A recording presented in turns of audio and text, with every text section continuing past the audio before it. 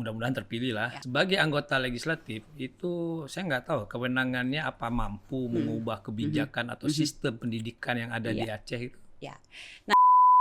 Ini kan kedengaran sound is very good bagi orang awam gini ya. Nah, itu bagaimana mengkomunikasikan dengan konstituen program-program yang canggih-canggih ini yang saya bilang. Yang duduk di warung kopi ini yang harus kita tolong. Sebenarnya kita subscribe, like, dan nyalakan loncengnya. Kita lanjut ke ini ya. Ibu Nadia ini kan di Pileg 2024 nanti akan menjadi caleg dari Partai Nasdem ya. Untuk DPR Aceh. Nomor urut berapa? Nomor urut 9. Nah, pertanyaan pertama, kenapa kok nekat jadi caleg? Ini kan persaingannya ketat sekali ini. Nekat ya. Bagi saya membahasakan nekat. Betul. Karena gini, persaingan ketat. Betul. Dan pemilu tuh saya amati dari periode ke periode itu semakin keras itu. Betul. Kenapa? Oke, Bang, dijawab. Yang pertama, this is my dad's will. Jadi permintaan beliau pada saat beliau meninggal, wasiatnya itu. Jadi setelah 2 periode saya menolak dan selalu apa sih ayah gitu ya. Waktu meninggal kan nggak mungkin saya bilang gitu lagi. Nah, bismillah untuk memenuhi ingin ayah. Tetapi by the time saya sudah komitmen dengan sesuatu, I will do all out. Gitu ya. Jadi itu yang diajarkan ayah. Kalau kerjakan sesuatu kamu harus all out, jangan setengah-setengah. Nah, jadi kenapa nekat? I don't have much money karena memang kita sedang membangun sekolah. Tetapi saya punya prinsip. Saya ini nggak obsesi untuk jadi anggota DPR. Saya ini nggak ada pokoknya saya harus menang, saya harus ini, saya harus itu. Enggak. Dalam semua kampanye saya selalu bilang, pilihlah pilihan yang menurut Anda pantas atau sesuai. Pilihlah dengan cerdas. Pikirkan 5 tahun ke depan. Gitu. Jadi saya nggak pernah bilang pilih saya akan ini. Enggak. Tapi ketika turun kampanye memang ngobrol dan memang nanya kira-kira ini yang menjadi challenge banget di kampung ini apa, sehingga saya sesuaikan dengan program saya gitu. Jadi kalau match mereka ngerasa senang, mereka memilih gitu. Kenapa nekat? Karena udah capek banget dengan dunia pendidikan gitu. Melihat anak-anak yang lulus, Bang, mereka nggak tahu apa-apa. Coba gimana? Saat jadi dosen, I was asking, kenapa kamu di sini? What is your motivation sitting here? Di dalam FK Bahasa Inggris, duduk di sini bersama saya belajar, motivasi kamu apa? Nggak tahu. Loh, kenapa nggak tahu? Ya kan saya disuruh ibu saya, katanya daripada nggak kuliah, FK aja, nanti paling jadi guru. Apa? Paling jadi guru, paling. Artinya itu yang terjelek kan, Bang? Selama lemahnya iman itu. Waduh. Masya Allah. Saya bilang, aduh itu terluka banget saya. Tapi mau marah, mau gimana, tapi ya udahlah ya. Mungkin ada yang salah dengan si anak ini. Tanya lagi ke anak lain, tanya lagi. Rata-rata hampir banyak seperti itu. Jadi yang tahu cuman bilang, saya pengen jadi guru itu cuman 1, 2 di setiap tahun gitu, setiap lettingnya lah ya, setiap angkatannya tuh 1 atau 2. Lama-lama saya bertanya, ini ada apa nih? Kayaknya saya harus do the mini research gitu. Ada apa ini di SMA? Bener aja, Bang. Jadi anak-anak di SMP, di SMA mereka nggak tahu yang dipelajarinya apa. Guru-guru banyak mengejar bab untuk dihabiskan, tapi guru nggak bisa disalahin. Juga akan ada pengawas yang datang nanti yang bertanya, ini udah bab berapa? Ini udah bab berapa? Gitu. 1 semester 13 bab harus dihabisin. Tahu deh dia ngerti apa enggak gitu. Well, it happens to me gitu. Itu culture shock banget, Bang. Jadi dari Australia pulang ke sini. Sebenarnya dari pesantren, pesantren masih agak bagus ya karena belajarnya emang bener-bener gitu. Intensif ya kan. Begitu ke Australia, ya, belajar cara mereka ternyata begitu menyenangkan, Bang. Ternyata belajar tuh asik banget. Gitu ya? Fun banget. Jadi cinta banget sama belajar gitu. Pulang ke sini, lo nggak ngerti apa-apa kalau udah lewat bab aja gitu. Dan tau nggak, Bang, pulang dari Australia English saya di rapor 6. Tahu nggak, Bang, kenapa? Ya Allah, beluah aku bukanya. Nah, saya koreksi yang diajarin sama guru. Ya, saya kritik ya, saya koreksi sedikit aja, Ibu ini salah gitu. Tapi mungkin salah saya, koreksinya di depan kelas di rame-rame gitu. Jadi mungkin beliau merasa tidak suka gitu. And you know what happened to my dad? Ketawa. Oh lucu lah nilainya, waktu tahu dari Australia 6 nilai bahasa Inggris, dibilang lumayan. Nah, tapi beliau hanya ketawa gitu. Seenggak heboh itu sama nilai, my dad. Nah jadi setelah itu mikir, waduh ini sampai kapan ini? Sampai kapan anak-anak belajar tapi nggak tahu apa? Bahkan di usia 18, begitu mereka masuk kuliah bang, mereka nggak tahu. Belum tahu arah. Kebanyakan ngikutin teman-teman. Lagi keren teknik sipil. Lagi keren ekonomi rame-rame merun-run gitu. Tapi nggak tahu kecerdasannya, dia nggak tahu apa. Kan kita lahir dengan kecerdasan. Allah sudah install di dalam diri kita. Nah, ini sebelum jauh ke masalah pendidikan. Betul. Nah, apa hubungannya antara menjadi anggota legislatif dengan pendidikan yang menjadi sumber kegelisahan Ibu dan dia? Karena kan sebagai mudah-mudahan terpilih lah. Sebagai anggota legislatif itu saya nggak tahu kewenangannya apa mampu mengubah kebijakan atau sistem pendidikan yang ada di Aceh itu. Ya. Nah, hubungannya adalah ketika kita menjadi, awalnya saya DPRK bang, ya. Kemudian kata orang Nasdem ini kayaknya kelebihan ilmu kalau DPRK katanya, disuruh naik DPRA. Oke, saya bilang setelah saya pelajari, di legislatif itu benar kata abang kayaknya sulit untuk kita bisa mengubah gitu. Sulit, tapi mungkin bisa. Nah, jadi harus ada cutnya yang berani ngomong, yang mungkin berani gebrak meja dengan sudah ada pengalaman dan sudah ada hasil dari perubahan kurikulum yang kita buat. Nah, jadi kayak sekolah yang saya dirikan itu kan nggak pakai kurikulum Indonesia bang.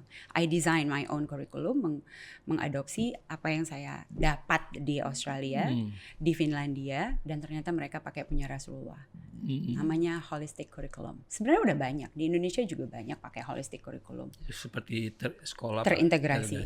Yes, di semua pelajarannya kita menggunakan ayat Al-Quran dan hadis, dan kita tidak perlu yang harus kayak menghafal hadis luar biasa tapi nggak dikerjain. Nah, jadi kita menghidupi hadis sebagai kehidupan kita. Nah, seperti itu.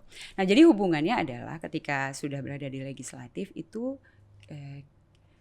si Dewan kan punya not wewenang penuh sih, tetapi punya hak bicara untuk menyatakan saya 25 tahun jadi guru. Ini yang saya temukan. Saya tahu berapa yang dikeluarkan dana, berapa triliun yang dikeluarkan, dikucurkan untuk pendidikan. Berapa triliun yang dipakai untuk penggajian guru honor.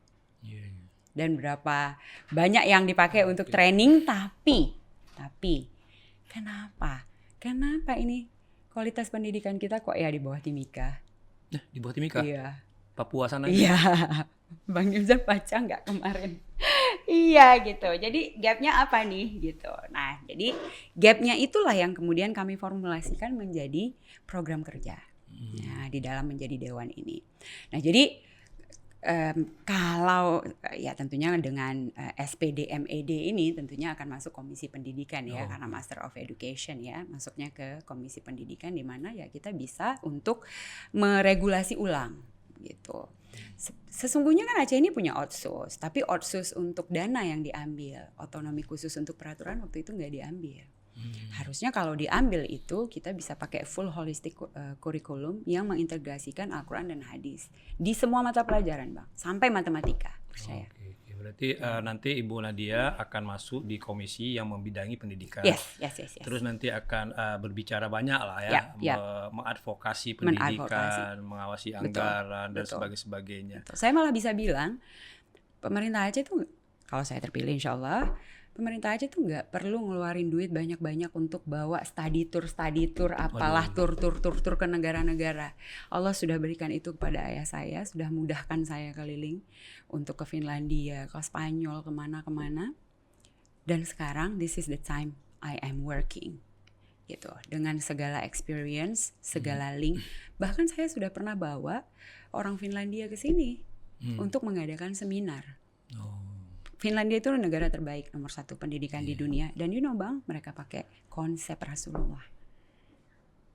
Iya, menarik. Yes. Nah, bagaimana Ibu Nadia mengkomunikasikan program ini? Artinya ini kan kedengaran sound is very good bagi orang awam gini ya. Orang awam kan tapi taunya challenging. Pergi sekolah SMP, SMA, dapat beasiswa. Nanti kalau ditanya mau jadi apa, nanti muncul jawaban ya paling jadi ini, paling jadi ini. Paling selama-lamanya.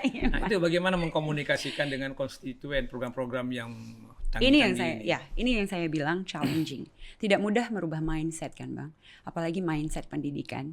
Negara kita ini udah memakai pendidikan, pola pendidikan atau kurikulumnya ini ala Prusia loh Bang, bukan Rusia. Rusia masih muda, Prusia tua banget. Bagian Jerman itu ya. Iya, jadi Prusia itu mendidik masyarakatnya untuk menjadi buruh.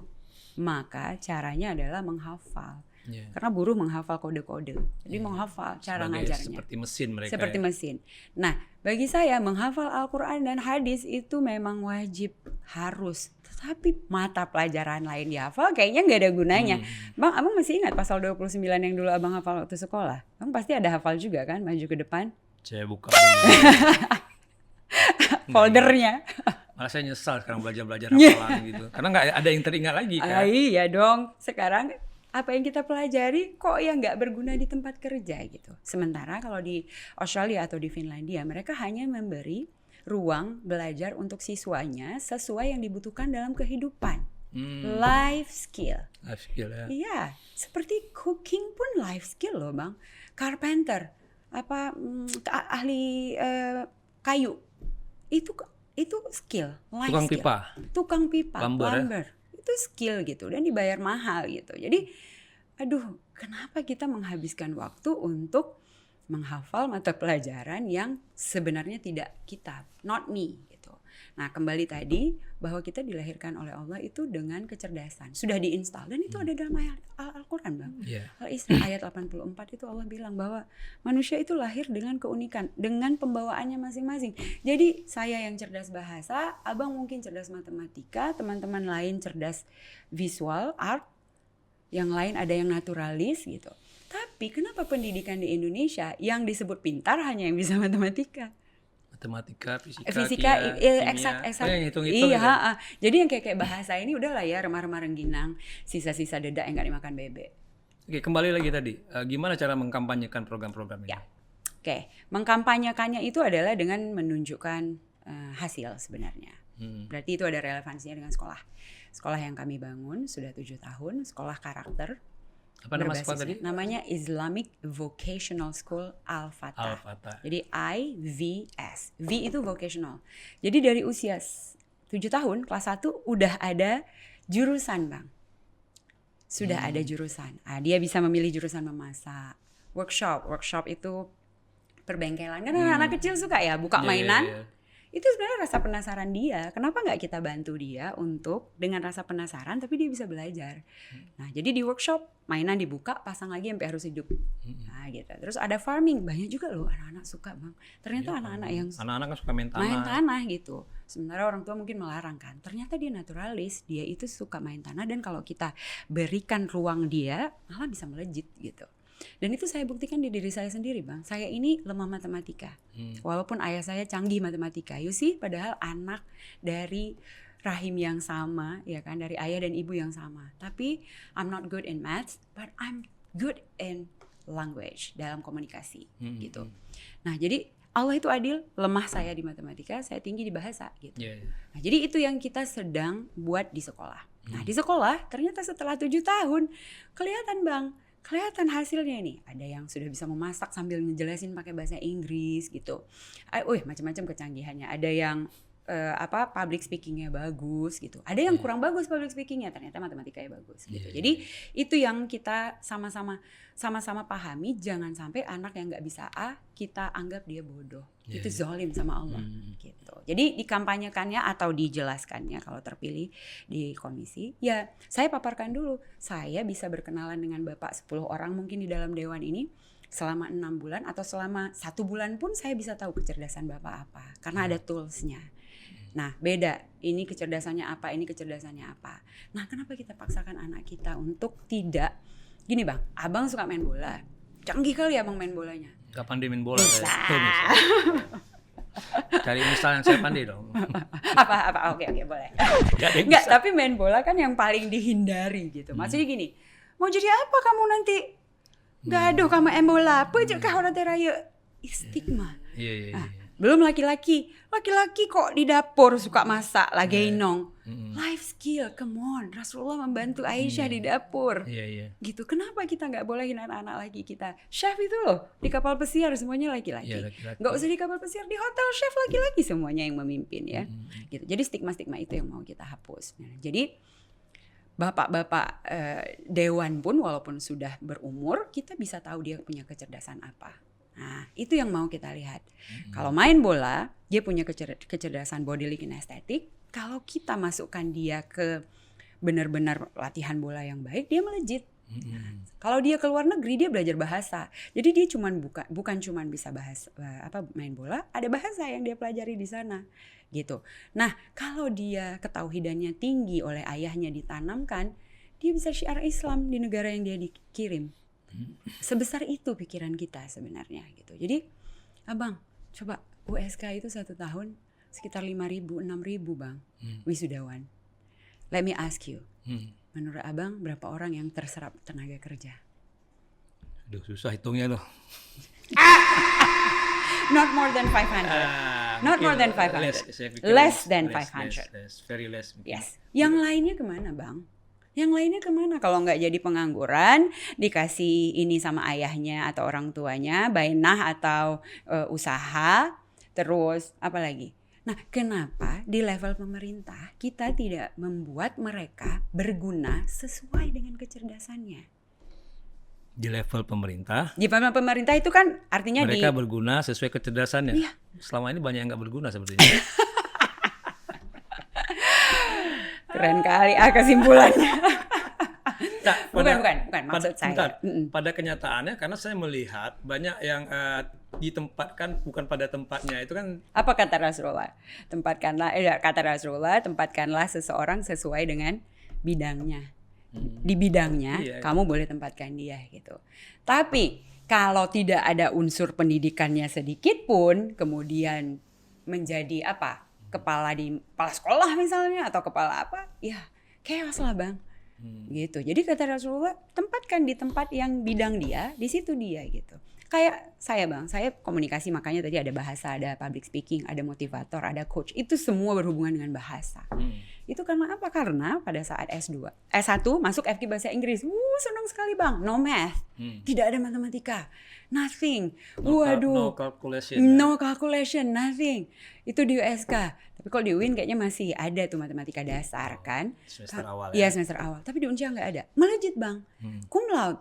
Selesai cepat. Wah, dipanggil sama almarhum Dayan Daud kan waktu itu, orang tua dipanggil gitu. Dapat beasiswa ke sana, bayangkan bang, belajar matematika pakai bahasa Inggris, saya lebih ngerti daripada diajarin matematika pakai bahasa Indonesia. Nah jadi ya gitu bang ya. Jadi yang saya lihat kebanyakan anak-anak di warung kopi, pemuda-pemuda ini sebenarnya dia yang pertama lelah dengan sekolah, artinya banyak tugas, banyak PR, tetapi dia nggak ngerti apa. Oke. Yang kedua, di rumah, kamu ngapain sih? Bukan kerjain PR. Mungkin orang tua hidupnya dengan harus ngerjain PR atau harus belajar terus. Salah paham bahwa manusia, kata Imam Ghazali, kalau disuruh belajar terus, ini tumpul otaknya. Maka beri kesempatan itu dia. Kan ada istilahnya tuh dalam bahasa Inggris seperti burnout ya. Iya benar gitu. Kebanyakan berpikir. Nggak bisa kita manusia tetap harus ada stopnya gitu. Apalagi anak-anak ini sekolahnya abang jam 2, jam 3 atau jam 4 pulang, les, mengaji, PR, begitu terus setiap hari. Jadi akhirnya dia nggak peduli apapun, hidup gue tuh cuma untuk sekolah kata orang tuaku. Jadi urung pula pingkui di samping dia, nenek mau nyebrang di sebelah dia nggak peduli. Gitu. Jadi kompleks sekali bang masalahnya gitu. Saya sering bersyukur ya. Saya bersyukur tidak jadi anak-anak di masa sekarang. Kayak emang useless banget nggak sih bang? Nggak ada gunanya. Kayak aku gitu. jadi anak-anak di masa sekarang capek kali gitu. Terlalu banyak kegiatan. Betul. Ya. Iya benar. Bunuh diri itu salah satu bang. Bunuh diri itu salah satu dari burnout. Mungkin gini. Jadi di sekolah ditekan atau dibully oleh teman-teman, ditekan oleh guru bahwa nggak kerjain PR, tugas dan lain-lain, padahal dia lagi petimang-timang jiwa nih, dibully sama orang, sama sekelas misalnya. Ya, di rumah guru ngelaporin ke orang tua ngomelin dia. Jadi dia nggak tahu harus kemana, tauhid pun tidak ada, padahal bunuh diri yang paling tidak dimaafkan, bundirlah dia. Nah, jadi yang duduk di warung kopi ini yang harus kita tolong. Sebenarnya kita harus beri dia kesibukan. Seperti kunjungan saya di Finlandia, Bang, mereka punya youth center. Mungkin Indonesia udah punya, tapi Aceh belum. Sih. Youth center ini kan mungkin dinamakan beda-beda ya. Ada apalah macam-macam kan. Benar. Kita kan bisa bilang Sesuai juga daerah. itu KNPI juga youth center sebenarnya. Iya, Tapi ya apakah berfungsi dengan baik atau tidak tuh diskusinya lain lagi. Iya, benar. Nah, kita kembali lagi lah ke masalah legislasi kan. Iya, betul.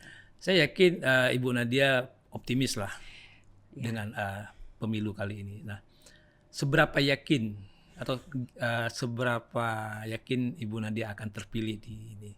Dan strateginya bagaimana itu untuk keyakinan ini bisa terwujud? Kalau yakin, saya hanya yakin pada apa yang Allah tetapkan, takdir ya Bang ya. Kalau ternyata ini menang, memang berarti ini maunya Allah. Saya bekerja di level dewan untuk memperbaiki pendidikan. Kalau ternyata tidak, ya kata Allah kamu hanya mengajar gitu. Jadi untuk meyakinkan diri, saya pasti menang, saya harus melakukan ini. Itu kok sama sekali nggak ada Bang. Nggak ada obsesi, nggak ada yang kayak gimana ya caranya telepon lagi ini spanduk di mana? Nggak ada. Nggak ada seperti itu. Nggak ada. Abang tahu nggak? Satu baliho saya yang naik di depan Plaza Aceh itu pun bukan saya. Itu pun seorang yang murah hatinya gitu yang menawarkan saya untuk dinaikin dan saya nggak nyangka itu sebesar itu. Spanduk so far abang tahu nggak? Saya cuman 100 spanduk. Gitu. Saya lihat sudah mulai banyak lah. Ya. Ada saya lihat. Selebihnya itu adalah memang. Mungkin nanti beberapa saya ambil untuk kenang-kenangan saya. Boleh. Banget. Boleh. Nanti saya kasih juga deh. Tim sukses ada ya? Ya, tim sukses ada, tim pemenangan ada. Cuman cara kita ya memang cara seperti retorika berpikir yang kita mengundang mahasiswa untuk bertanya langsung. Oh ya, sering buat event-event. Ya, event-event seperti itu. Dan di yayasan Bang, saya punya yayasan kan, karena sekolahnya kan swasta jadi di bawah yayasan. Di yayasan dari tahun 2017 kami itu sudah membuat banyak sekali seminar-seminar gratis untuk mahasiswa, orang tua. Kalau seminar lebih dari 20. Begitupun pelatihan guru gratis. Gratis Bang, gratis, dapat ilmu, dapat makan, dapat sertifikat, dan bukan cuma sehari. Kalau seminar mungkin cuma sejam, 2 jam gitu ya. Kalau namanya training itu 2 bulan, 3 bulan. Nah, terus workshop public speaking juga sudah gratis banyak untuk pemuda-pemuda. Kemudian kelas pranikah juga, ada kelas pranikah loh Bang. Pranikah ya? Iya, yang sekarang sudah saya cari yang pasca nikah.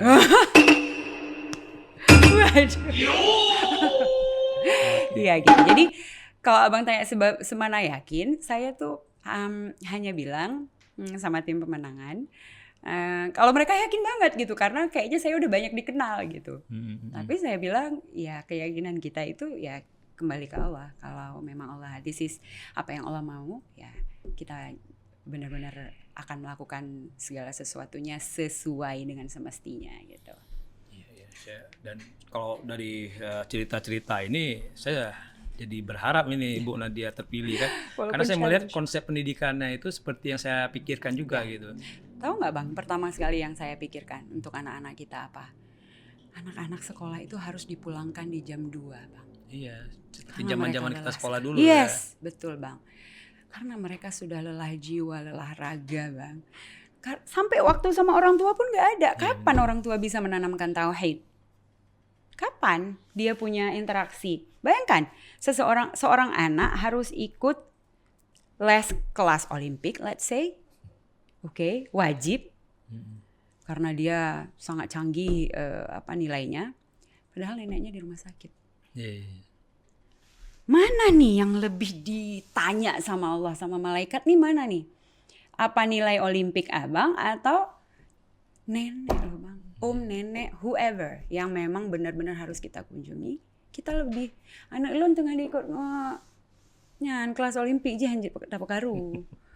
Jadi bisa dibilang anak-anak sekarang kehilangan empati ya terhadap lingkungan sekitar. Gitu. Dan nggak bisa kita salahin dianya. Dia sebenarnya ada. Dia korban. Dia korban. Maka di level ini nih kita harus melakukan di pemerintah tuh memang harus melakukan sesuatu. Makanya saya kesel kenapa otsus di bagian itu nggak diambil dulu, hanya otsus di bagian dana aja. Nantilah kalau Ibu Nadia masuk, Ibu akan lebih mengetahui kenapanya itu kan. Iya, benar. Oke, terakhir lah ya kan. Ini selain pemilu legislatif kan kita juga memilih presiden ini.